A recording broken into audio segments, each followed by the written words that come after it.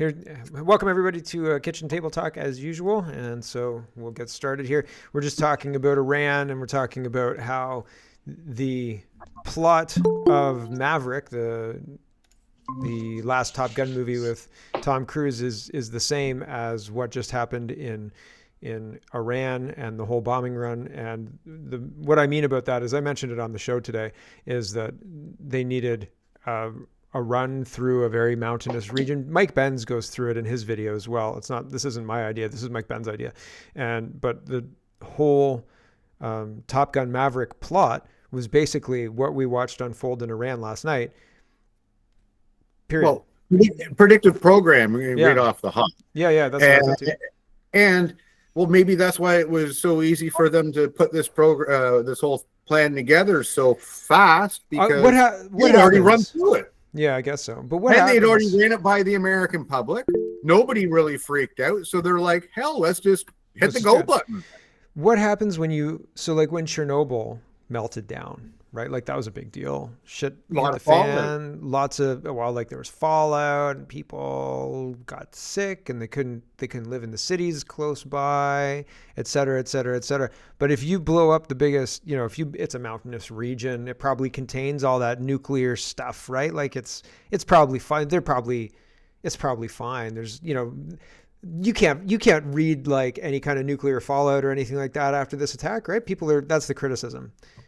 Well, I'm sure there got to be something. Like that's what I heard. There's one of the videos that I seen of, and I don't know if it was where the explosion was, but that was one awesome explosion. Yeah. Like it was to the point where you're like, and that's not a mushroom cloud. You know what I mean? Like it was like, wow. But I'm not even talking about the bomb that was dropped. I'm talking about the target. Well, I'm talking about when you drop a couple of bombs on the same target, and eventually, what goes in sort of has to come out in some which way, like what amount of uranium enrichment, 60%, 90% weapons grade, or even 3%, your typical facility that creates energy. I don't know, but when you blow that up, we had seen, in Chernobyl, like it melted itself down and went kabooey. Well, what happens when, you drop 7 bombs on a plate? Yeah, apparently nothing. Apparently absolutely nothing. So, and that's weird, right? That's weird. So we'll have to see what happens. I'm not, excuse me. I'm not holding my breath. I don't think that, like this is Trump's masterstroke, and we're like, oh man, we just had to go through this quick little war, and like now it's peace time. You know what I mean? Like I'm not sold. There's consequences to this. Yeah, that's what I mean. Yeah, it's everything. Yeah. There's accountability and all the rest. Yeah. Accountability. They're taking the accountability, but this is not all of a sudden going to make gay marriage legal in Iran next week. Well, that's not even our responsibility. That's not going to happen. But that's not even the West's responsibility. Like that doesn't like that. That would be an attack on other people. If we walked in and said, "Listen, we understand your religious position, but we're progressive, so forget your religious position. We want you to do this." That would be wrong of us to do. And I think that probably the people who did it to us were wrong. Like they don't want a regime change. What the regime still does, other than the nuclear thing, the U.S. will just say, no problem. You continue doing what you're doing. Yeah, but what I'm saying is, I think that we don't know what the F is going on. I think that we're being fed a story, and I think that the story is supposed to give the United States and Israel cover to do something else that's just as bad as what they've just done, or worse, right? Or whatever, to justify further military action. I don't want military action. I don't think it's our responsibility, or like the West's responsibility, Canada's responsibility. I don't want war. No, I don't want war anywhere. So right? I think that it's they're going to use this as a justification to move forward. But when you examine what happened during this attack, what they say happened, and the evidence that we see, those two things are incongruent. Those two things don't match up quite well, right? And so, like on one side, you're seeing all these people saying super big success. We did this, and now Iran's gonna have to say come for peace. or start negotiating in good faith for peace, blah, blah, blah, blah, blah. Peace through strength. That's the one side. And then the other side is Israel started this war independently and unilaterally without the United States. The United States shouldn't be on the hook for this. We shouldn't be taking part in foreign wars, regime change wars, any wars that aren't our direct responsibility, so on and so forth. So those are the two kind of basic sides. And I think we're being fed a story to bring people on board with the next phase of whatever we're doing next. And like, I don't know. I just feel like shit's hinky, and we're not being told the truth about this. So I'm not celebrating. Being told the truth. Nobody tells the truth about anything. Safe and effective. Well, yeah, exactly. 15 days, flatten the curve. You know? Oh my gosh, you're not wrong. Yeah. I love that one. Thanks, Phil. Bill, you got your hand up. Yeah. So on the radiation thing, it'd be localized anyways, because depending on the size of the bunker buster they put down there, it pretty much vaporized everything that was when it finally went through 200 plus feet or whatever of reinforced concrete, this, that, the other thing, or even further down. Like underground tests, you don't have as much radiation as you would off an airburst, right? Number two, the Israelis have, I think, had at least 12 strikes on Iranian nuclear facilities since the mid-2000s. And on Trump getting involved, remember, he's done surgical strikes before, and the Iranians flat out threatened his life here a few weeks ago. I don't think he was too happy about that. Mm-hmm. So he probably just said, you know what, threaten my life. I'm going to blow up all your nuclear stuff. And the regime change has been ongoing for a while. Like there's lots of protests that we don't hear about there, but you see snippets. You know, you look here and you think, well, another protest. There was a full civil war brewing in Israel before the October 7th situation. Yeah, but I'm talking about Iran. No, I know, but I'm saying you say that there's this unrest, and you hear snippets of unrest. Same thing everywhere. I mean, the regime change. Toronto. Yeah, I was going to say the regime change stuff that we used to see in foreign countries, like the Middle Eastern countries and like the South American countries, has come to the United States, come to the states across, like all the different blue states, a lot of them. Same in Toronto, and like all the pro-Palestinian protests. Is that, like, I think as far as the Top Gun thing, they had plenty of grist for their theatrical mill there, like, because that stuff's been going on for a while, and bunker busters aren't a new thing. They've been around for eons. So, and if I was going to make a movie about something like that, darn tootin', I'd be looking at, say, some, the evil boogeyman of the Middle Eastern Islamist, right? Not so much the Muslim, but that's been the grist for mills for years. I mean, does it parallel what's really happened? Yeah, absolutely. But that's like art imitates life, and through that, yes, and predictive programming too. I don't have that much faith that AI is at the point that it's not AI. It's not AI. Well, predictive programming or 2022. whatever. Oh well, the predictive programming's been going on for decades. Well, V for Vendetta. Though, is that we got to give ourselves a little bit more credit for our own demise, as it were, by certain elements in upper bureaucracies or muckrakers or this or that just aren't happy with, say, things being peaceful or status quo. Have you seen V for Vendetta? Yeah, I watched that years ago. I've watched. I've read. It's a little bit more than just accidentally, I think. That's my personal opinion. It doesn't have to do with AI. Around before there was movies. Shakespeare wrote about things like that. Like this is nothing new. This is society's done this. Humans have done this to ourselves since we've been able to communicate, really. And the whole notion of countries, like, we look at, say, the rise and fall of an empire, et cetera, et cetera, et cetera. Like, it's human nature. We just can't help ourselves. Power tries to maintain its power and will do whatever it takes. I agree. Absolutely. I agree there. And I think that we're watching a departure from, and just the configuration that we've been in for the last maybe 100 years.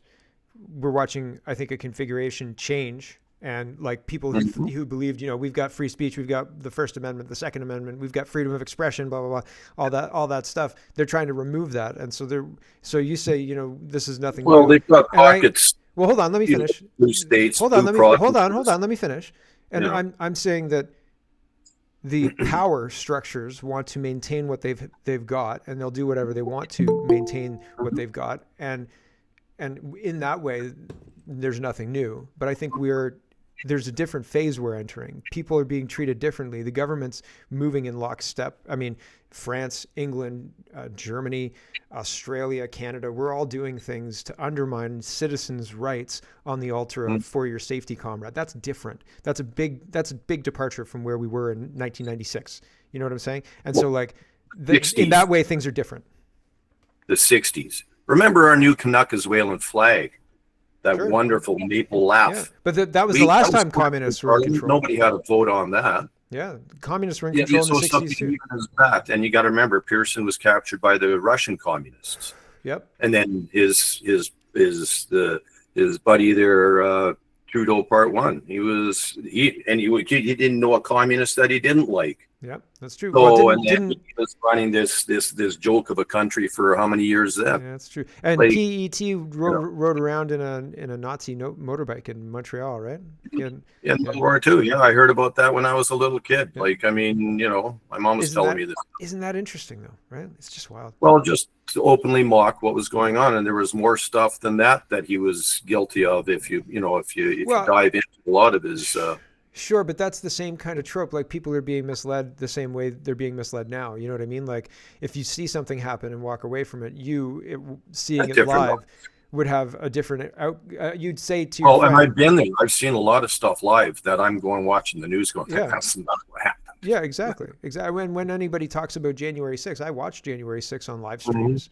Like there were 6 or 7 live streams that were all functioning, and I watched them all, and people were like, it was an insurrection, it was this, it was that. I was like, not at all. I watched it. What the hell are you guys talking about? The only insurrection activity took place was from the DC police and Nancy Pelosi and co. Yeah, those were the insurrectionists. Yep. So yeah, pretty wild stuff going on. So I don't know, in the grand scheme of things,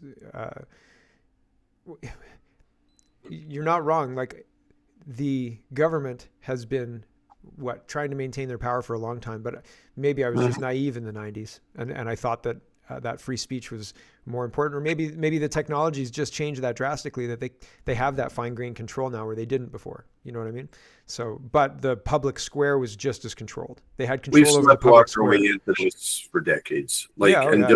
Our system helps with that. You got to remember too, like even the United States system's changed from what it was initially, where the states had more power. Roosevelt and a few other ones changed that tide. They brought it back into the federal realm.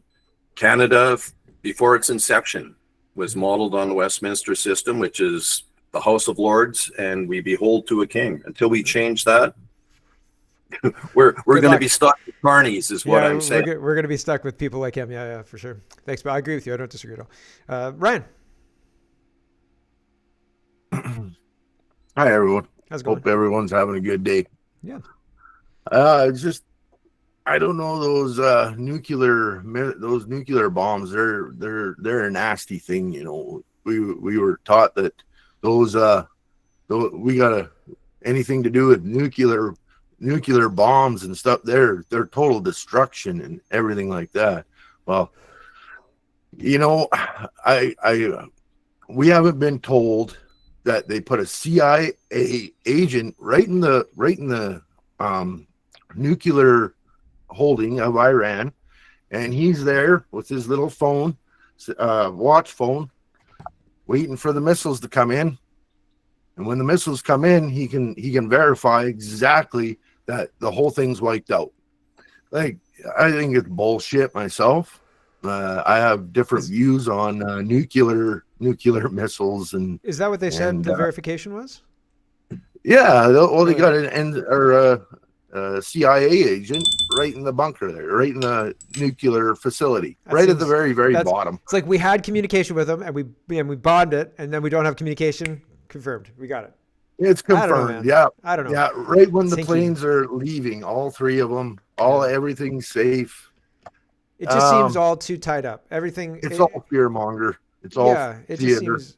And I mean, like, I believe the planes flew and all the rest of it. I just think that all the rest of the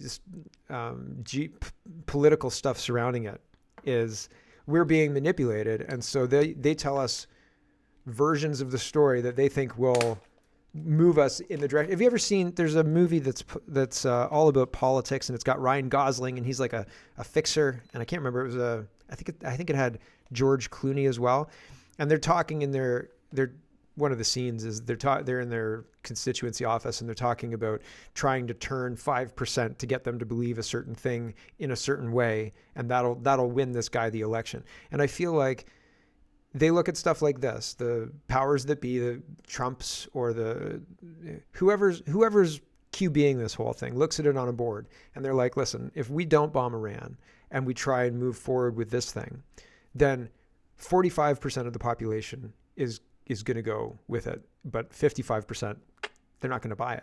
If we do bomb Iran, it's going to be 55% that go with it and 45% that are like, yeah. So that makes 10% difference. So let's do it, but not actually do it, right? And then they go through it, and it has the desired effect. It changes that 10%. It moves that 10% needle. It doesn't matter if it's real or not. They can sell that enough, right?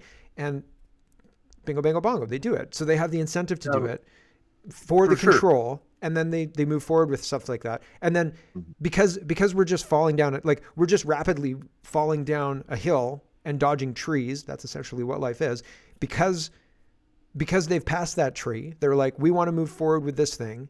If we don't do this, we're going to hit this tree. They move forward, they action the thing, they blow up the nuclear site, whatever. They miss the tree. The public gives them the consent they were looking for. And now we're on to the next crisis. The last crisis doesn't matter. Don't even think about it. We dodge that tree. We don't even have to think about that. Next crisis. And we're on to the next crisis. And that's it. And that's how we're managed as a population. And it's absolutely bonkers. And there's no time to examine anything. Like the 2020 election, they're still examining it. COVID, still examining it. Sorry, we can't get to the bottom of this, man. It's super difficult. All sorts of things, still examining. Exactly. Bullshit. And the same thing with, Israel had a problem. It was Iran's nuclear, they're building nuclear bombs. Well, Trump just went in and bombed them, so now they don't have a problem anymore. I guess so. And there should be parades, and there should be, now we got peace, but guess what? Israel's still bombing Iran.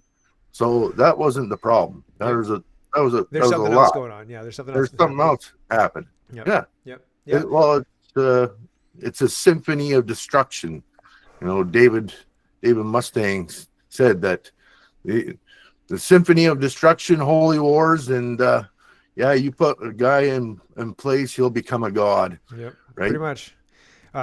Peter was saying Iran's been chasing a nuclear weapon since at least 1995. Like how long has this nuclear program been imminent? These guys are weeks away, days away, right? You don't want the smoking gun to be a mushroom cloud, right? And so that's pretty. I remember that from 2003. That was George W. Bush's rhetoric, right? You don't want the smoking gun to be a mushroom cloud. Also, victory in Iraq. So the other thing, Stuxnet. Do you guys remember Stuxnet? Oh yeah. Yeah. So Stuxnet, for anybody who doesn't know what Stuxnet is, I think that's the right term, is the CIA malware meant to destabilize centrifuges, meaning to make it so they can't enrich the uranium because the centrifuges won't centrifuge properly.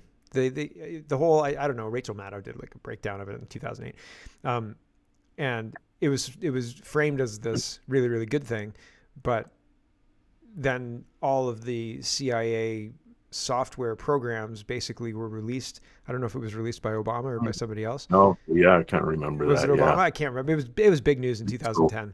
But that led to Snowden leaving. It led to a whole bunch of people being worried about bad actors using CIA level tech against civilians and so on. And I think all of that happened.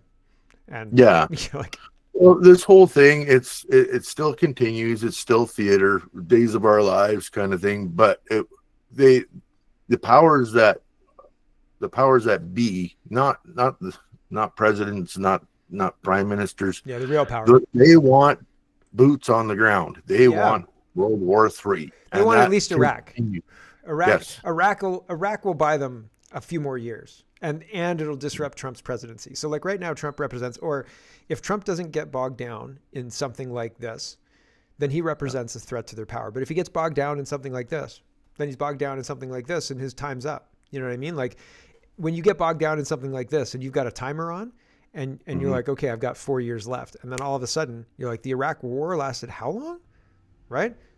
Oh yeah. And you can't focus on any other policy other than that main war, right? Like, so if they can get him trapped in that, it's like a game. It's like a big poker game. It's a game. And man, we're being misled at levels I think people just wouldn't believe, or it is difficult to believe the level. And people are trying to operate, and I don't know if Trump's a good guy or a bad guy. I don't know yet. But people like Trump who have very meaningful jobs, who like impact a lot of effing people. Like they're talking about the Strait of Hormuz being shut down, and that's going to cause an oil crisis, right? So like big consequences short term.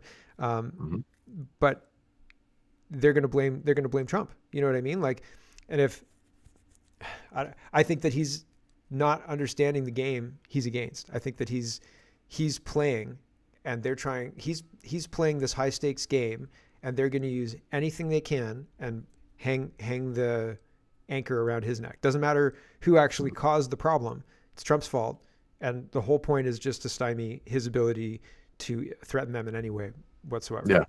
Well, I see it now just from yesterday. U.S. is in this war. Yeah. They're in this war now. They're going to be in many more wars. It's not going to now. This is the beginning. This isn't the end. Yeah. That was my problem too. Shit. Yeah. I remember the beginning of the Iraq War. Yeah. Yep. Same thing. Yeah. Yep. Or very similar. Although I think there was a full declaration of war. I think did Congress declare war shortly after, or was it kind of a blank check because of 9/11? Can't exactly remember. It was, yeah. Well, when Bush went on there and said, "Yeah, we're gonna go get them," that was pretty much it. And they said, and they voted on it, saying, "Yes, let's go." And that's when they went. Yeah, Ron saying both. Yeah, I guess so. Yeah. Thanks, Ryan. So I'm skeptical. You're skeptical. We're all skeptical. Mm-hmm. So Bill's not skeptical. He's like, this is really happening. Thanks, everyone. Ron. Well, it's definitely all fog of war, whatever way you boil it down. Yeah. And you hit the nail on the head. I don't think I understand how I'm affected or badly influenced. And I probably do this more than, I don't know. I've been in this like you for a long time, and it's unbelievable. And it doesn't matter what we believe really, because they're going to do it. It's moving. We knew this was the plan. We knew Iran was coming. And if you're listening, and it's all theater. I don't want to hijack or derail or take back, but you had a whole bunch of bills listed. So honestly, like how can we got a week, we got these guys sit out for a full year and they all give each other handies. They show up for like 2 weeks. The king shows up, they pass they're going to ram through 5 bills and completely change the face of Canada by next session. Yep. And like yep. Yeah. Yeah. But seriously, there's all these bills. I don't understand how we can, like, these are 5 major bills that look like they're just all going to get like blank check passed next week. Yep. Or bumped along the line further. It's insane. Yeah. Well, C5 has already passed and the Conservatives voted for it. And apparently, I saw that. Apparently there's amendments. So people were pushing back on me saying, you only report one side. You don't report the amendments. And I was like, there are amendments? Where are the amendments? I was like, link me to the amendment. What amendments? Nobody's talking about amendments. Nobody said, like, even the Conservatives aren't talking about amendments. Like, if Leslyn Lewis has got amendments, like, I have rounds that I do in the morning. I go and I look at Pierre Poilievre. I look at the current leader of the Liberal Party, whoever the Prime Minister is today, and so on and so forth. So I do my best to be well-rounded in the information that I bring to my audience, because I think it's important to have an idea of what's going on, right? And not be led around by an algorithm or anything like that. There are people I check, and I look at a few cabinet people. I look at shadow ministers. I try and look at the Senate stuff, but it's a little dense and I'm bored by it. So if I'm bored by it, I think my audience would be bored by it. So I can't disseminate it further. And yeah, it's just one of those things where, oh shit, what was I talking about? The amendments Yeah. that conservatives did to the C5. Yeah. I didn't see any amendments at all. They weren't around. Northern Perspective did a good 15-minute video on how the conservatives were able to gut the bill. Is I think how the title of the episode was labeled, and they went through it quite well. They showed a lot of the video footage from the committee, and even the conservatives were very surprised how their amendments got passed very well. I'm not going to sit here and verbatim off what amendments, were passed, but there is lots of evidence out there of what happened. All right, I'll have to check it out. I just didn't see. So maybe it's just a matter of them not communicating it well. They came out with. Look, no, that's a nice argument, but I think we need. Go ahead, Max. Oh, sorry. No, go ahead, man. I was just saying, no, that's a nice argument, but I think we need to send more money to Israel. So I don't know if we're getting to the bottom of that. Hold on. Ukraine was in line first, weren't they? Goodness, as long as it's not Canada. Ooh. Yeah, no, Canada, you're not allowed. You're not allowed. Yeah. Not allowed. I'll have to check out, and I'll do a special report on the amendments to C5 that the conservatives were able to get through. I'll keep it within the regular got show. the bill, but it left a lot intact. Yeah, I mean, my main concern is like Bill C2. Well, I had a whole list here.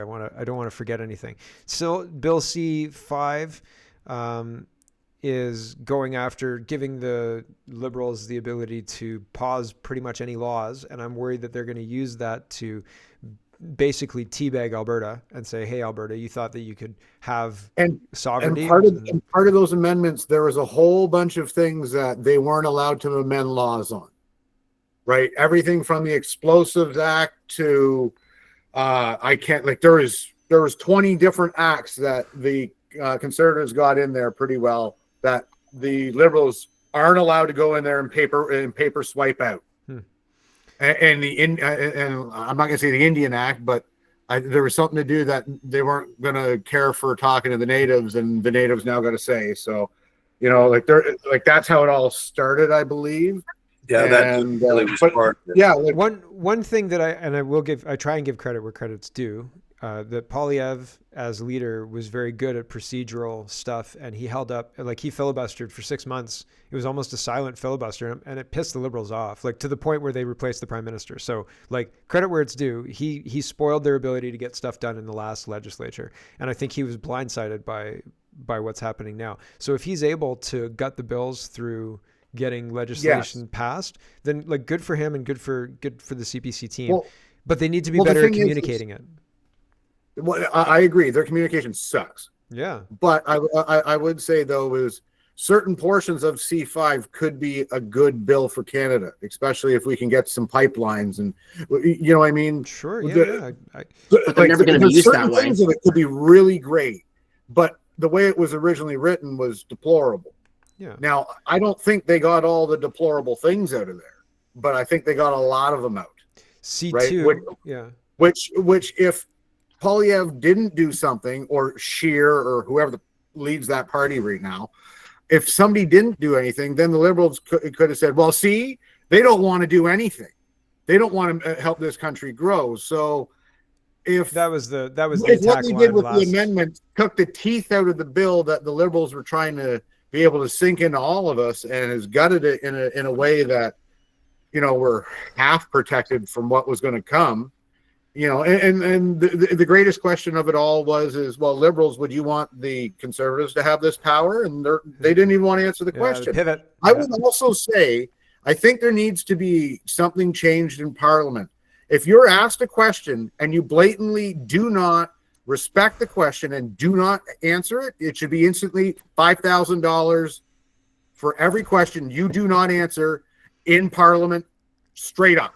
There has to be a penalty for them to saying, going on with whatever question they want to answer. It wasn't the question they were asked. To flip it, though, what if the NDP says to a Conservative, why don't you respect this trans person's lived identity or something like that? and the CPC pivots to something else for whatever reason to tell a story or something like that. So like I understand what you're saying. I prefer to have the accountability mechanism to be the voters. So if you constantly dodge questions, you shouldn't have a safe seat. You know what I mean? Like your seat shouldn't be. True, but we shouldn't have to put up with that behavior for 4 years. I agree. I agree. I just think that there should be instant consequences. Like when you're a child in school and you behave wrong, and your teacher says you have consequences, right? When you come home from that, and all of a sudden those consequences are still in your bedroom or on your kitchen table or whatever, because the teacher called your house, you learn what consequences are, and you like. I don't appreciate any politician. I don't care what stripe you're from. You're asked a question, answer the question, right? And I understand, some answer the question in a vague way, and some just don't answer it at all. They talk about something completely different. And first off, we got to get that out of our parliamentarians and out of our politicians, because they're right there. Instantly they don't care for you. So at least give me the blind side of your hand when you're trying to slap me, and at least tell me you love me. Just don't slap me. I'm doing it for the better of you. At least tell me you love me. I think get rid of the federal government, and that'll solve everything. I was going to say, I think there's federal government. Yeah, I agree with Ryan. I think there's too many cooks in the kitchen. There's too many chiefs. Can you use this terminology? Not enough, And so like, it's one of those things where when you have so many people, nobody's accountable for anything. There was somebody asking the Minister for Agriculture and something about the employment levels for agriculture workers. I think it was Steph Tubbs, but I could be wrong about that. And she was saying, here's a question: how many of these people? And she had the answer. She already knew. And he said, that's not a question for me. That's a question for the employment minister. And so I thought everybody is able to pivot and say, that's not my responsibility. I think it should be everybody's responsibility. And I think we should have a government that there are Nordic countries or Scandinavian countries. I don't know which one. Denmark maybe has government, like the federal government is 7 people. You know what I mean? Like it is 7 people, and those 7 people run all the major ministries that are needed to run the government. I don't think there's a climate change ministry, but there's probably some kind of environment ministry. And so and I'm all for clean air and clean water and all the rest of that stuff. I like that idea. That sounds great. I like clean things, and I don't want people to be dumping. Common sense rules make sense, but having taxes on the air doesn't make any kind of sense. But not to get waylaid by climate change. The structure of our government lends to this too many chefs in the kitchen, and it's not my fault. I'm the sous chef, right? And it's like nobody got their dinner. Like nobody's getting dinner, and you're somebody who should be delivering this. You're responsible, and so nobody ever takes responsibility, and so we get nothing done. And so I don't know how to. Again, we're fighting things at this point in time where I think there's historical precedent. I think that countries have been able to get out of communist regimes in the past, right? Yugoslavia did, but that was a little messy. I don't know if look what Argentina did this week. Yeah. They're allowing their citizens to have semi-automatic rifles again. Love it. After 30 years of not being able to have it, they're allowed to now. Good. That's good. Yeah. Right. So there are some places that can do it. It takes it seems to, Argentina has been kind of a bad place to be for a while. And then is it Milei in Argentina or Bukele? Yeah, Milei. So he comes in and Bukele comes in, and there's this revitalization in the area, and that's great. I love it. I hope we don't have to go through the years of turmoil to get there first. I hope we can recognize what the hell is going on and figure it out. You know what I mean? Before we have to go through this nightmare. Fingers crossed. Thanks, Noel. Peter.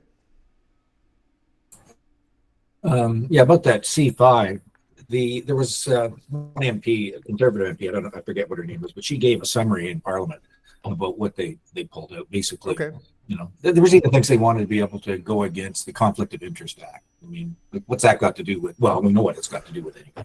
So they can award everything to Carney's company and not have to reveal it. But anyway, Vazzy Capellas had a interesting comeback with, was it Steve McKinnon, the guy? Well, they're all repulsive, those Liberal cabinet ministers. Yep. But he was going on about, the bill was eviscerated and blah blah. And she basically said, yeah, well, if you didn't pass all those bullshit laws if you got rid of them, you wouldn't need this thing this 69, was it C-69, the No Pipelines Act, the No Tanker Act, every act. Yep. And and then he started off on his, I'm going to speak about something that's got nothing to do with the question, just so you can't push me any further. But they pivot she away. was pretty good in that. Yep. She was pretty good in that, and back him into a corner. She's about the only one. Yeah. Do it. Like I said in my comment, the speaker's job in the House is to say, you didn't answer the goddamn question, answer it. Yep. And you're going to stay after school until Yeah, but the speaker you hasn't show your homework. facilitated that in decades. I would agree with that. Oh, I know. Yeah. And it doesn't matter what speaker, what stripe they come from, they have not facilitated that role. No, you're right. You're right, but that's what the role of the because basically the speaker, the chair of the meeting, he's quick. Well, he's not quick, but when they get a bit rowdy, he sort of says, "Okay, everybody, calm down and behave." But really come on, man! He's like a glorified hall monitor. Let's be real about it, right? That's right. But But anyway, you mentioned earlier, Mark, about the policy wonky stuff. Well, Andrew Scheer, he's got that down to a science. He was a speaker, and there are a few on deck in the Tory caucus that are sort of good at the policy wonk stuff, that are able to maneuver They are very Michael Barrett, and even Brock. What's his name? Larry Brock. Larry Brock. Those guys, I would say Leslyn Lewis too. So I don't. Leslyn Lewis is quite. So my frustration is very high with these guys because I have a lot of respect for that group of people that you were just talking about, the Larry Brock, Michael, Barrett. Two Michaels. Barrett and Michael Cooper, Chong. Chong. To a degree, yeah. He's not as outspoken, but like a lot of these people who we're talking about now have been very clear that there's something wrong and they're trying to fix things and they're trying to do certain things. And so when they vote clean yes on C5 without any kind of PR campaign about why and what they did to make it more on side, more palatable, it just looks like they're lapdogs for the globalists. It looks like they're uniparty. It looks like they're doing the worst of what everybody's accusing them of. And it gives people. Northern Perspective did do a good job. I didn't. They outlined what was cut out of the bill. I just didn't have the energy or the attention span to pay attention. But they did outline the original. I was kind of pissed off. Like, why did you support bringing the bill forward when even the Bloc and the NDP said no? But there was a good strategy in it that was explained that all it did was get it on the order paper. Then it had to go to committee. And the committee is dominated by the Tories, and there's one block, and that was where they got to eviscerate the bill. Because again, part of it is politics. If they turned it down, then the Liberals go, the Tories aren't interested in Canada strong, elbows up, tits up, or whatever the fuck the latest phrase is. And so this way they support, supposedly. I think it's all bullshit, but it's supposed to promote. If they had good news, if they had good media, they wouldn't be focusing on the talking points they're focusing on now, and the talking points they're focusing on are kind of weak. I was talking about Leslyn Lewis yesterday, and I played a little bit of it, and I can't remember exactly what it was about, but I didn't find it. Oh, she got into a debate with Thunder Thighs. She was Freeland. But Larry Brock, they're talking about crime. You know what I mean? And like all that's fine and dandy, but the problem is their cascade. It looks like they're using it as a distraction instead of saying, "Hey, here's what the Liberals are doing, here's what we're doing to counter their agenda, and we're uphold Canadians' expectations of conservatism and the traditions of conservative, that traditionally conservatives protect these positions and things like that. It doesn't seem like they're doing that. It seems like they're like, don't think about C5. We've got to get bail hearings back or removed or whatever. You know what I'm saying? Like, it seems like a distraction. And maybe they're doing great work, but it seems like they're being real friggin' shady about it. And it seems like they're trying to distract me and not meet me square in the eye about why are they voting for C5? We're voting for C5 because we gutted it. And here are the things we gutted. And this is, what we couldn't win on, but we're going to try and do this. It doesn't seem like they have a plan, right? It seems like they just don't want to get caught out and explain themselves. Maybe I'm wrong. Yeah, well, they have been short on the that uptake and saying this is what's going on. Yeah. Now, at least one thing, without their campaign mode where everybody was forced to shut up. I mean, that was one of their big failures. They didn't do it. They never let their bright light speak. Yeah. Garnet, the two Michaels, Garnet Genuis, all these MPs were bright, really bright people in contrast to the Liberals. I mean, they're just a bunch of barking seals. But they do it. I think they're scrambling now because the Liberals after losing. I don't think they're scrambling at all. I think that they got a full house. They're trying to figure out how to sell Canadians on why a minority government can pass surveillance laws against its own citizens and why that's for your safety, comrade. I don't know, man. They're going to ignore it while they pass it. Well, that's not going to come back until the fall now, isn't it? Was that Bill C? Was that 3 or 4? I lost track of the numbers. Yeah, 2, 3, and 5. Oh, maybe 4 as well. But anyway. That's the one where they want to go through your mail. Yeah, that's C2. Going through your mail. Yeah, so I'm sure, and it's not the one where you can't have more than $10,000 too. Is that one? I think that's C. I thought that was C5. But no, that's not. That wasn't C5. No. C5's board. And then they got the open banking now, where meaning your banking has to be open, for them to look at. Yeah, I bet. Scary stuff. Thanks, Peter. Bill. Yeah, the conservatives caught between a rock and a hard place. Like, they did a lot. I watched the stuff in committee and even some of the back and forth. And yeah, that's why they did what they did. That's why they voted for it. Like, part of the strategy was they didn't want to end up being in that set of circumstances where the Libs could sit there and say, well, these guys just say no every time we try to do something good for the country. So then they thought, well, if we can eviscerate it inside committee, like Peter was saying, then at least the bad parts are taken out. When the Libs don't follow up on the good parts, then the Libs wear it. Also, they'll work that hand in hand with everything going across the country, especially when we start looking at a Canada First policy and the Quebec milk cartels and everybody else who are already getting their backs up don't look at real free trade. Well, then they'll end up wearing it. So it's playing a long game, and that's what politics. Didn't everybody vote in favor of the 202 protecting supply management from trade? Mm-hmm. But that's the long game again. Like, anytime you're looking at politics or anybody that's worked up a certain level up into the political realm, they own a milk farm.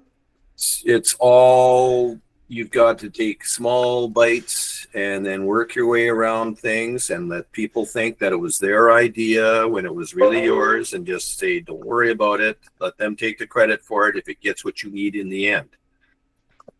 That's how it's done. It's very House of Cards with an unlikely milk segue. Absolutely. Right?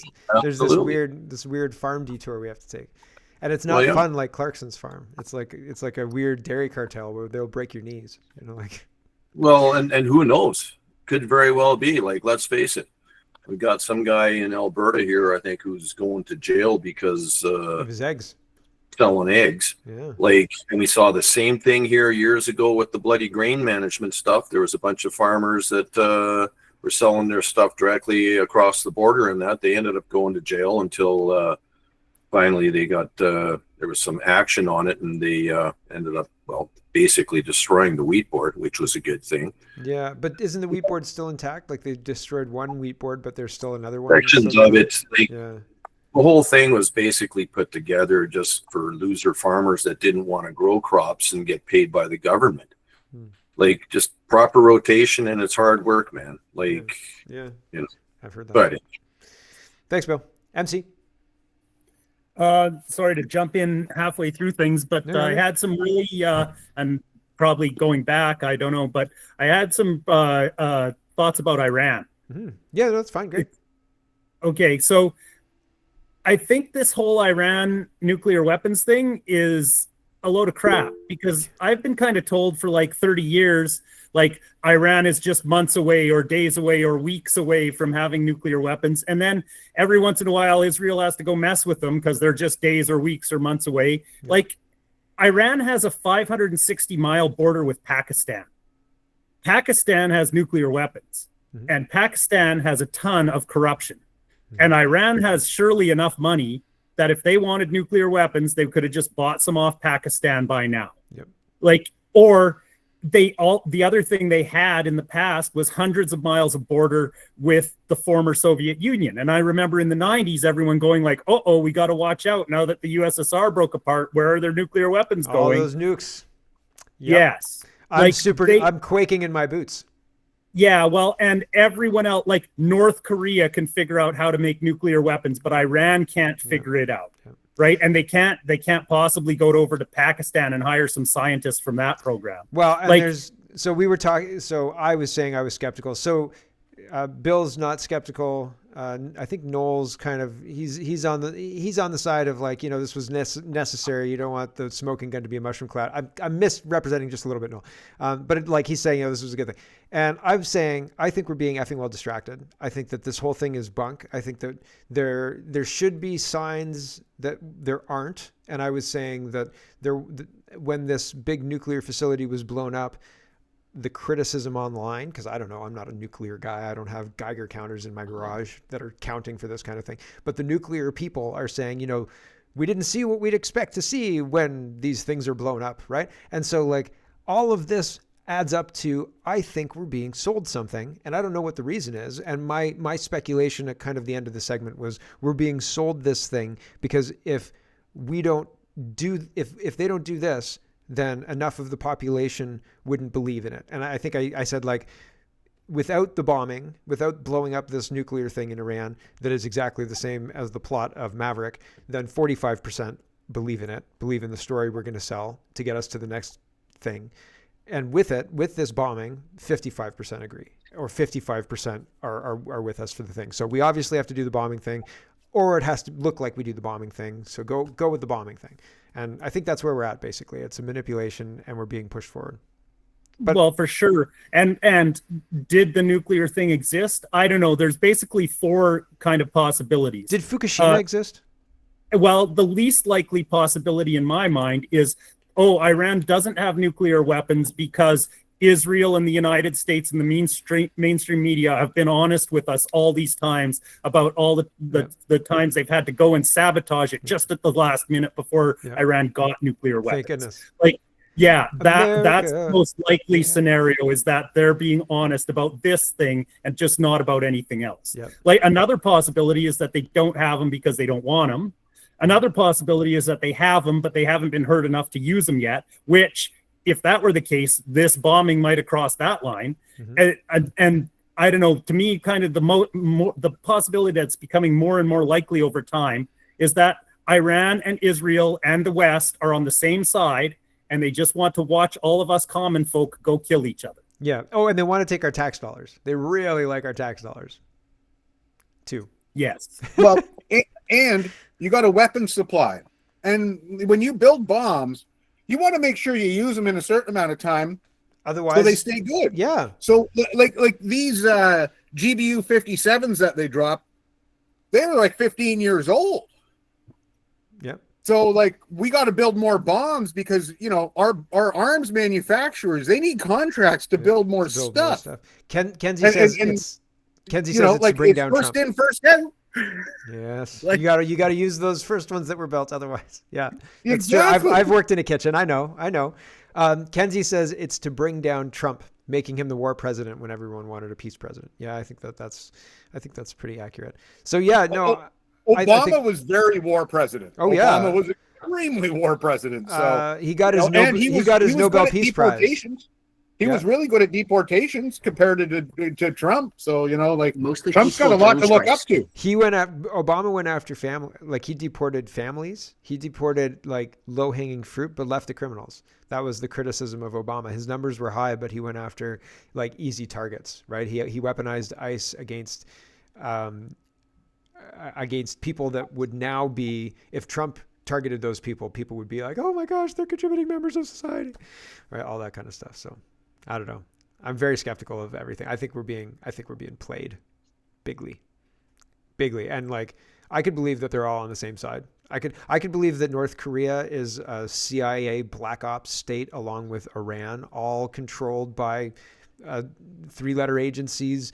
Because what better way to win a game than to control the house and the player, right? Because you're always winning then, right? You know what I mean? If you control everything, right? Yeah, and if you control the bad guy. How come the U.S. didn't need to suddenly go like every once in a while and sabotage North Korea's nuclear weapons program? And what is like 20% of the Iranian government frickin' Mossad agents? Like, yes.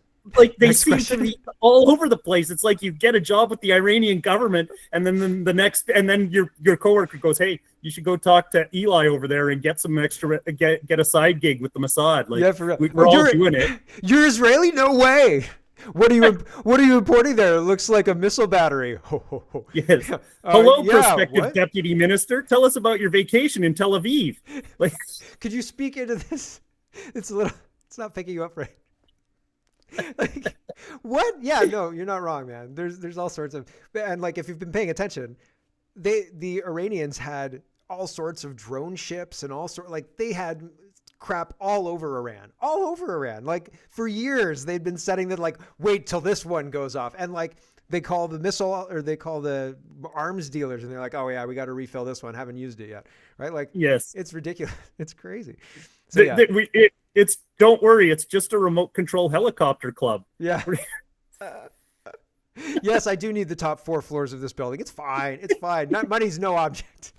It's a slum, sir. I know. I just like slums, you know. What? Oh, thanks, MC. Max? I guess I just want to circle back to like talk of Canadian politics. Sure. But when has the right playing the long game ever really won in Canada? We're still waiting to find out. From where I'm exactly, because like we gotta play the long game with Scheer, so we can't support Bernier. They agreed. For Scheer, they agreed when he took over leadership. Whoever the party brass is, I remember news articles going out about this. They all agreed. They were like, we are going to give him 2 election cycles. That's how long we think he's going to need to be introduced to the population and then gain the support that's necessary. 2. And they tanked him after 1. And I thought, what? Like, so yeah, like the whole long game idea. If the long game is to let the Liberals destroy the place, maybe, yes. Yeah, they're winning. Yeah. They're definitely winning. It's the same with Pierre. Why should I support the guy that didn't say anything about lockdowns? Yeah. When then he swoops in when the convoy happens and takes any of that goodwill and uses it to like oust O'Toole. Why should I support these guys? And even then, he was very lukewarm on the convoy. He wasn't like, you know, all in on the convoy. This is what we need to absolutely do, and you know, these people are right and Trudeau's wrong. He was tepid on the whole thing, on the convoy. And long game is the long game idea is just 2 more weeks. That's all it is. Yeah. And I'm the same excuses. Like, can we get people that are actually going to change things, and not just the long game guys? Trust the plan. Somebody who's going to actually change things would not be allowed in the leadership position in the CPC. Unfortunately, I don't think. So, so I don't know. We're in a bad way, and I wish there's no real vehicle to like in England. even though Nigel Farage and his Reform Party are a little, I think they're controlled opposition just as much as our CPC is controlled opposition. They're allowed to flock to him from these old parties, and we're not. We don't have any vehicle like that. We have no nobody pressure release like that. Right, and Max Bernier is federally kind of in that situation, but for whatever reason, it's not, that rhetoric's not firing, and I don't know why. I don't know if it's manufactured to make it seem like Canadians aren't interested in that, which I could believe, or it's just genuinely not hitting for whatever reason. For who knows, but it seems very strange, because you'd think that people would be starving for a different option, and yet they're not behaving as if they're starving for a different option. Does that make sense? So that's weird to me. Yeah. Thanks, Max. Jay. Hey, how's it going, man?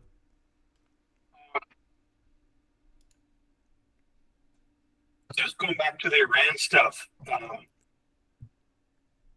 China and Russia are connected, guys. China, I believe, didn't they just finish this year or last year into Iran to export their oils over into China? It's part of their Silk Road. Silk Road, yeah. Like yep. So perhaps one of the reasons why they're after it so bad is throughout the last 30 years or whatever you want to call it, because 30 years ago, maybe even 40 years ago, 30 years ago, whatever, the North was selling arms into Iran. Mm-hmm. It's perfectly like, now it's like, guys, but all I'm saying is that there is a connection with China and Russia with this whole Iran stuff like that. So I'm not sure what it is exactly. And there's something going on there. There's something like, So Iran's been using hypersonic missiles, which are supposed to be Russian tech. And apparently Iran's had hypersonic missiles since something like 2014. Like, it's been a while. Because the people who were reporting on it were not surprised about Iran having hypersonic missiles, and they were reporting on it with context, like, oh, they've had them since X date, but I can't remember the date. But I was surprised at how long it was, and so I think that there's certainly a connection between Russia, Iran, China, and maybe even further extending that to BRICS, etc. And that lends me to be more sure that what's happening here is not what it seems. It seems like there's something else going on, and we're not read in, but they want us clearly on one side and not the other. And so they want to have good guy, bad guy. Bad guys have enriched nuclear things that we've got to go take out. Here's this movie. You knew who the good guys were and the bad guys were. Let's do that. Right? You know what I'm saying? So. Yeah, exactly. Yeah. And I guess the bombing caused eggs to go up, because I got eggs today. Yep. They're 30 cents more today than they were on Thursday. So ridiculous. I think any excuse, right? Use every excuse to further your goals. But the whole China thing, I'm just wondering, it's more economic.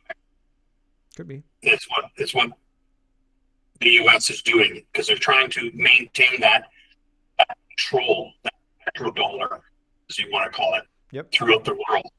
If China's allowed to move in there so aggressively with that, she's allowed to get in there.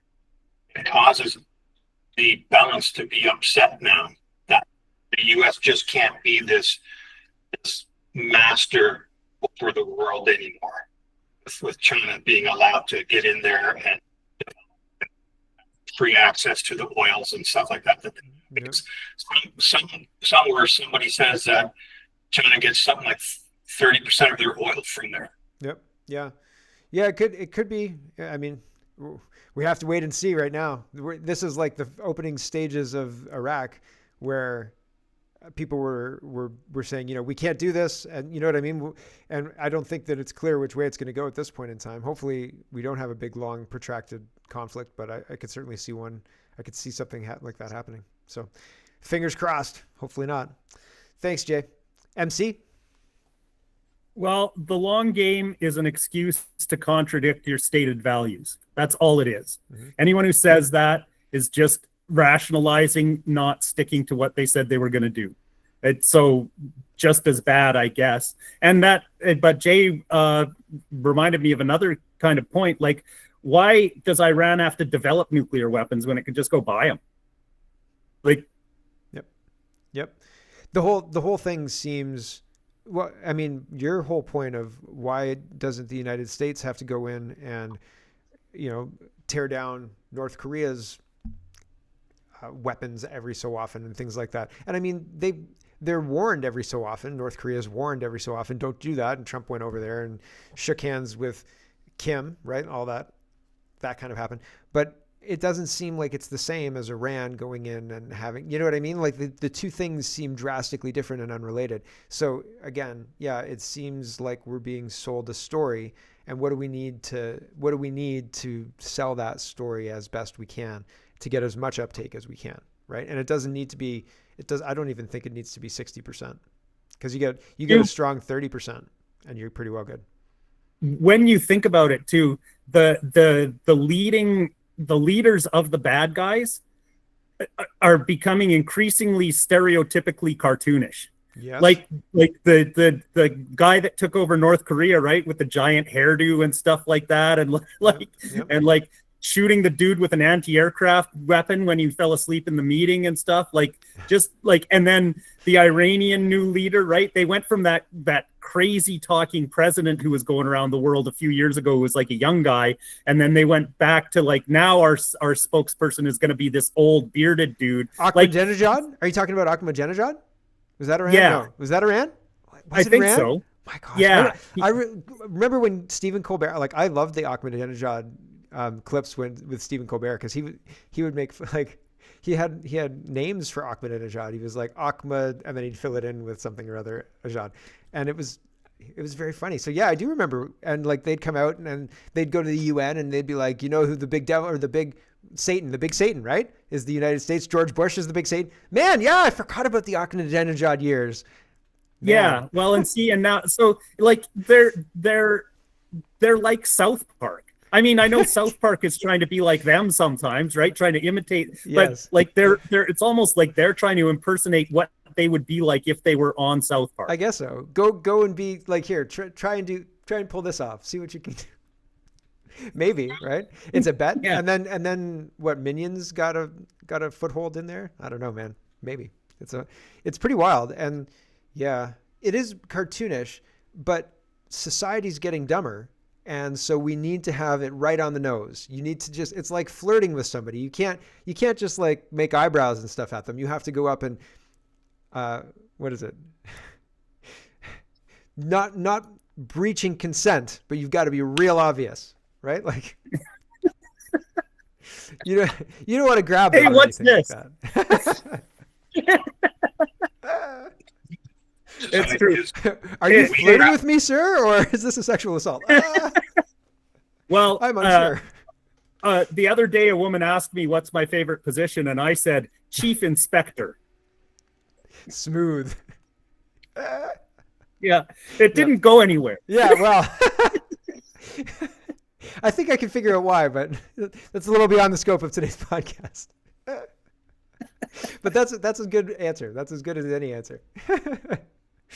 All right. I have to go because I have to be supervising a pool within the next 10 to 12 minutes. 1:45 is my shift. So, and I have to go get changed. So we might as well wrap it up there. But the too long didn't read for today is I'm very skeptical about everything, and pretty much everything they're going to tell us about everything coming out in the next week, I'm going to be real skeptical about, because I think that they're lying about everything. And I don't know how to fix any of this, because they're lying about things. And if you go to somebody and say, so they're lying about everything, but I've got a complaint, your complaint isn't going to go anywhere, because the truth is just bent. You know what I mean? Like, the truth is not real. And so the truth that they're coming out with, if you say, listen, I'm not wearing this mask in this movie theater because I'm not worried about the measles and I think everything's effing crazy. The manager's not going to say, yes, sir, I understand your concern. They're going to say, get out, anti-vaxxer, right? Like, and that's the problem. And so I don't know how to fix any of this because it's not getting better. Things are getting worse. And like, we sit here and laugh and stuff, but it's pretty scary, man. And historically, shit's getting bad. So, and when you compare this to historical moments, this is looking out there. Like, we're an outlier right now. Years, decades from now, people are going to look back at this time and be like, shit was crazy back then. These people were nuts. Like, what we're living through is very, very, very unique. So they'll only say that if we win. I know. If we don't win, they'll never know what we went through. It's true. And they'll still be going through with the supposed victors. Yes. No, you're not wrong there, Noel. MC? Yeah, I was in support of what you were just saying, Mark. I want to say there is no point going down to the recruiting center and trying to talk sense to people. Nope. Just leave them, let them go. They're gone. They're already gone. Jack Handy wrote, if you ever drop your keys into a river of molten lava, just let them go because, man, they're gone. They're gone. Just a side note, the wife was telling me this morning that in the Philippines, where she's from, their government's recruiting for their service, and they want to pay them 250,000 pesos a month, which I forget what she said that was, which is pretty good money for the Philippines. Yeah. So they're trying to recruit there for their army because something's going on. Yeah. So maybe they're looking at protection. I don't know, man. Yeah, but something's certainly happening, and we're caught with our pants down. We're not doing the right things, and we're not asking the right questions. We're way behind. And when it catches up to us, we're going to say, one, I don't know how we missed it. And two, I can't believe we're so unprepared. And it's going to seem like a shock, but I'm telling you, things are hinky. Things are weird. Okay, and that's enough out of us. So thanks for watching, everybody, and we'll see you next time. Hang out for a minute in the green room, guys.